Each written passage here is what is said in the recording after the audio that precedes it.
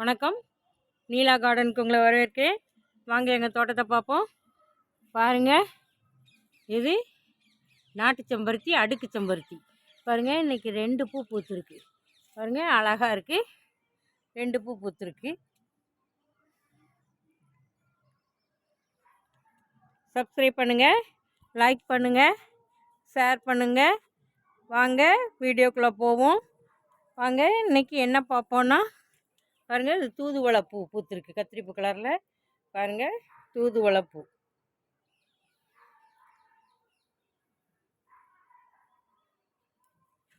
இது பானி செட்டா. வாங்க என்ன பார்ப்போன்னா, மிளகாயை பற்றி பார்ப்போம். எங்கள் தோட்டத்தில் உள்ள மிளகாயை பற்றி பார்ப்போம். பாருங்கள், மிளகாய் பாருங்கள், இது குண்டு மிளகாய், நல்லா காரமாக இருக்கும். இது மிளகாத்தூள் அரைக்கிறதுக்கு பயன்படும். பாருங்கள், குண்டு மிளகாய் நிறையா காய்ச்சிருக்கு. பாருங்கள், இது நீட்டு மிளகாய்.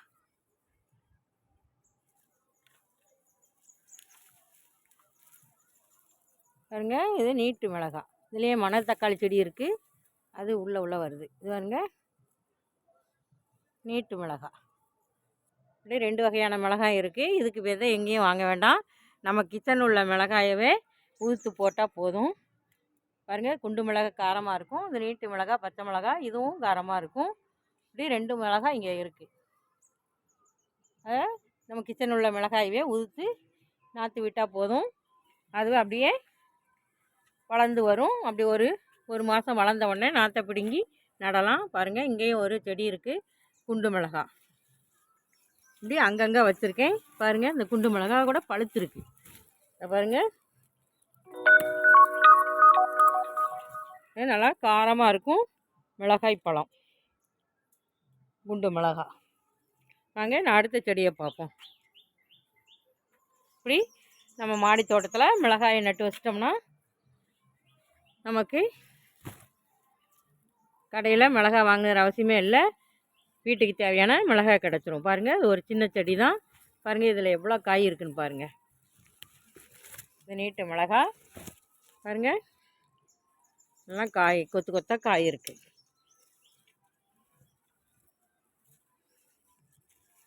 பாருங்கள், பறிப்போம் மிளகாய் பழத்தை.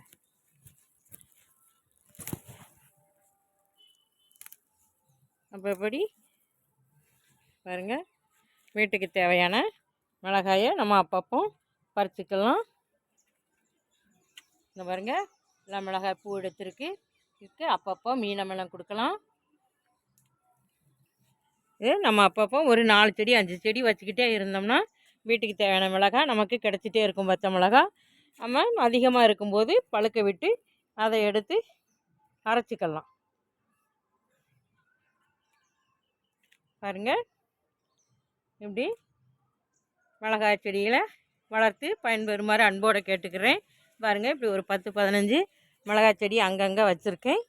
பாருங்கள், இது பிரெஞ்சு மேரிகோல்டு, இது மேரிகோல்டு, லெமன் எல்லோ. பாருங்கள், இங்கே ஒரு மிளகாய் செடி இருக்குது. பாருங்கள், இங்கே ஒரு மிளகாய் செடி இருக்குது. இது குண்டு மிளகாய். பாருங்கள், பாருங்கள், இது குண்டு மிளகாய்.